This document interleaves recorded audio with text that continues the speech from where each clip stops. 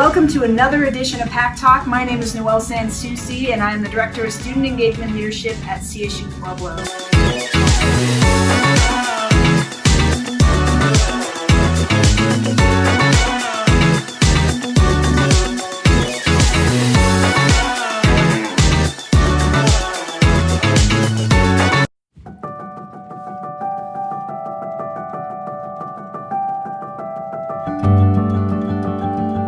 The recorded history of LGBT people spans back to ancient times. However, it wasn't until 1994 when a high school teacher in Missouri named Rodney Wilson had the courage to come out to his students that the real significance of LGBTQ History Month was born. And it was here that Rodney really recognized that in the United States, the LGBTQ community is the only community not taught its history at home, in public schools, or in religious institutions. Samuel Knight, a professor of American history at Yale University, has said, LGBTQ History Month sends an important message to our nation's teachers, school boards, community leaders, and youth about the vital importance of recognizing and exploring the role of gay, lesbian, bisexual, and transgender people in American history. Today we're going to hear from CSU Pueblo students, faculty, and staff about their own barriers that they've overcome, accomplishments, and experiences. So thank you for joining us today.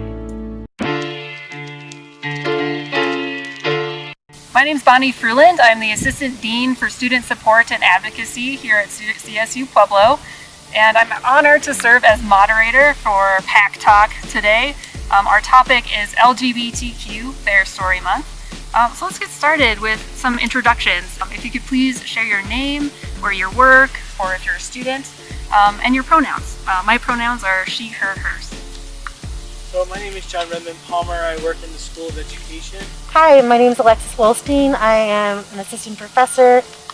Hi, my name is Pueblo. I'm a student here at CSU Pueblo. Hello, I'm Jake Cavallars. I'm a junior here. When did you know that you weren't cisgender or weren't straight? So when 6th grade came around, I was surrounded by almost entirely new people, and that's when I realized, like, wow, like, you know, I like guys, but I also like girls at the same time, so it's like, but I don't know if I can tell anyone about it, because, you know, is there anyone else out there who's like me? So I think as long as I can remember, I just never particularly identified as male, and I kind of pushed it to the back of my mind because I was like, I am a cis straight man. There's no doubt to that. And eventually, as time went on, it became pretty apparent that no, that wasn't the case. I didn't start presenting as female until college, going by like my preferred name versus my dead name. Just kind of slowly getting out there because I had a lot of doubt and a lot of fear. Glad to say those fears were unfounded. That's wonderful. I'm so happy to hear you say that and share that you're, you know, coming, you're comfortable being who you are today, and that's wonderful. Oh yeah. In middle school, I was on YouTube, and there was this video, Blue and Green, about bisexuality. The lady in that video was talking about, I like blue and I like green, you know, but everyone else around me says I can only pick one or the other. And I was like, whoa, like, That makes sense. yes. That's me. Wow. So for me, it was the first hints were middle school, but I didn't really start putting the pieces together until I was in my 20s. And the eureka moment that was trans it was my then girlfriend for showing me how to shave my legs. And I don't know why, but for whatever reason, I started thinking back to all the stuff I went through growing up and just how, you know, I didn't identify as male. I think it's interesting that we all keep using this, like the pieces fell into place, because sometimes when you have the words that are there, all of a sudden you feel like you have the way to explain it, sometimes to yourself as much as anyone else. I can remember asking my mom what a lesbian was, like in elementary school, and my mom was a school teacher and was like, go look it up in the dictionary. And so I did, and it was like, oh. And even then I remember thinking like, well, you're either this or you're that. You're gay, or you're a lesbian, or you're straight, and that was all there was. And I remember hearing the word bisexual and having bisexual friends, and I was a theater kid, and so, you know, kind of had that, like, well, I'm a professional ally one way or another, and spent a lot of like my high school years sneaking out and going to drag queen bars in El Paso, Texas, and just feeling like these are my people, my community, more than anything else. And then later, I have been with my husband, my partner, for 16 years now. Probably not until we had been together for maybe at least a good 5 years did I really start in graduate school kind of getting this other language to think about things as a spectrum, as a continuum, as something more complicated than you're either this or you're that. And that for me was kind of like that aha, eureka moment.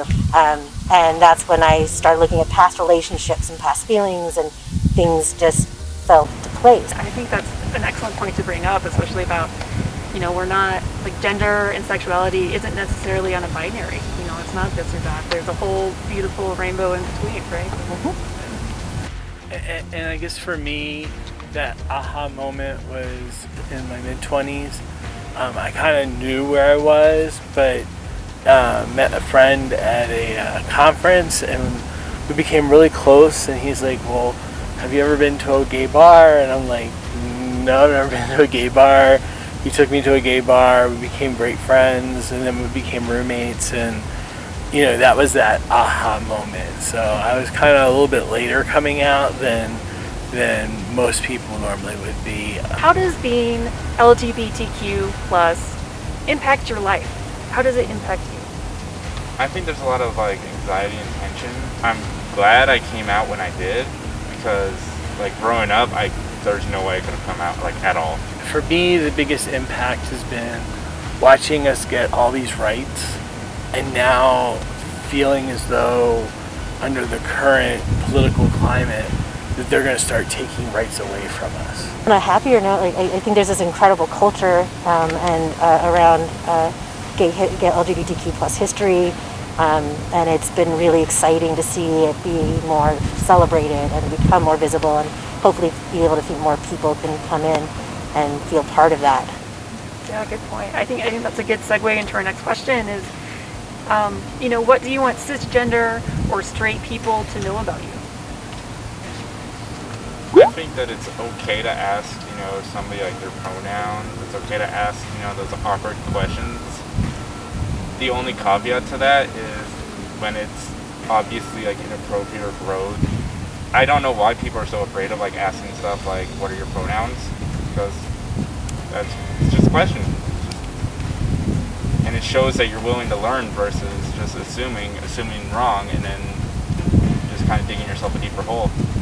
It's okay to be wrong, it's okay to make mistakes as long as you're actually taking the time to learn from them. Mm-hmm. Because if you misgender someone once, you can say, I'm sorry, and correct yourself and move on. Or you can say, oh no, I'm sorry, and then keep doing it over and over and over again. I guess for me, the big thing is not being stereotyped and having roles assigned to me. All too often as a gay man, you get asked the question, who's the man in the relationship, who's the woman in the relationship, and it's totally inappropriate. It's the stereotyping, if you're a gay man, you must love musical theater. I mean, it's like that it's just assumed, and it's that stereotyping. I wish they would just get to know you as a person and see you as a person and as a human being, than trying to assign, this is what you should be doing, this is what you should be like. What has made you feel included or welcomed at CSU Pueblo? I think Prism, for one. Yeah. That's honestly where I met most of my friends, and that's kind of where I've been able to spread my wings metaphorically. I'd also say Prism, not just because I'm the president, right? But also because when I joined, when I first started here, being able to have that friend group where everyone has something in common, and being able to be vulnerable with people that you care about. I'd have to say my department is what made me feel the most welcomed at first.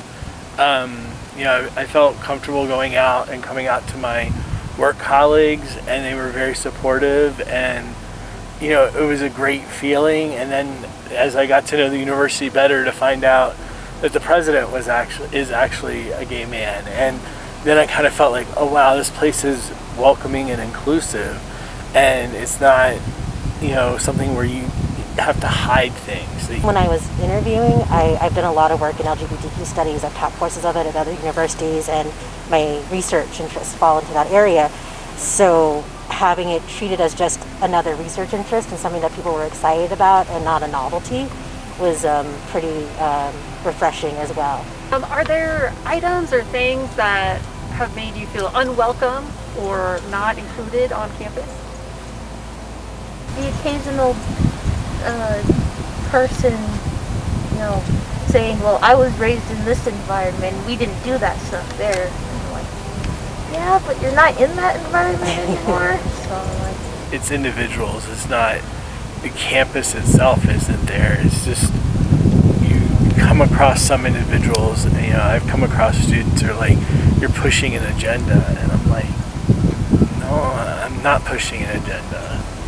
Yeah, I would say a case-by-case kind of thing. And honestly, I feel like I may have encountered some pushback on this that's more from other faculty than I have from students. A faculty member now and then who was just like, oh, well, don't you think that'll make them uncomfortable if we talk about that? And I was like, well, maybe. I think that's part of learning. That's kind of what we do. Yeah. So going back to the topic of coming out, what would you suggest is an appropriate reaction for someone when someone comes out to you? I would say that's completely valid and doesn't change who you are. You're still the same person. accept it, obviously, and to be like excited that they're telling you about this, because thinking about how they're feeling is like kind of using that empathy to think about how they're probably feeling in that moment. Like, I don't know if they're gonna say yes or they're gonna be upset. I don't know if they're gonna go and tell other people, so being excited for them and welcoming them in with open arms. I think recognizing that it's significant that they told you is a nice way of approaching it. Saying thank you. I'm really glad that you feel comfortable sharing that with me. I think it says a lot about the relationship that person has with you, that they want you to know, and that they feel safe saying as much to you. So what does it mean when people talk about their biological sex? I personally, I use assigned gender. That's just because when people, a lot of times when people talk to me about biological sex, they don't mean it in a very positive way. They kind of mean it oh, well, you identify as this, but you're really this. So I just prefer assigned gender. People kind of underestimate how much hormones change you, especially when you've been on them for a few years. So to say oh, your biological sex is this is kind of not entirely true, because it's not accounting for those changes. And my body is different than a cis man's body. So when we talk about gender identity and gender expression, what does that mean? For me personally, gender expression is, as the name implies, it's just how I express myself. For me, I'm a masculine woman. I'm still a woman. I just express my femininity in a different way.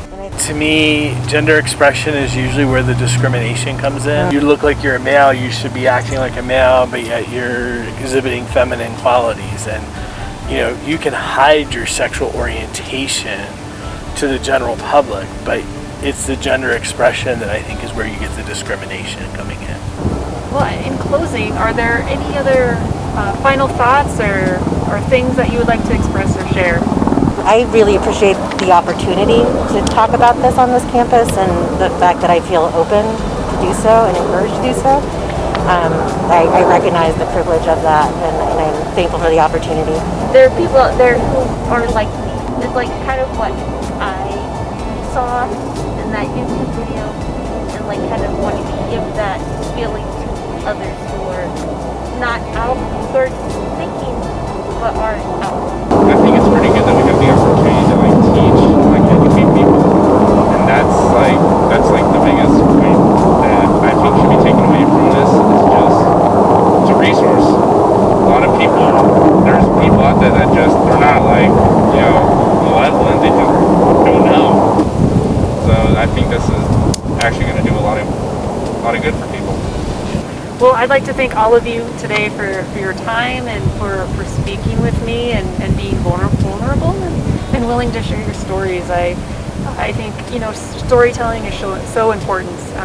You know, as you beautifully said, that, you know, as we share our stories, that it helps people not feel alone and that they can relate. And that's a beautiful thing. So again, thank you. And that's all, folks.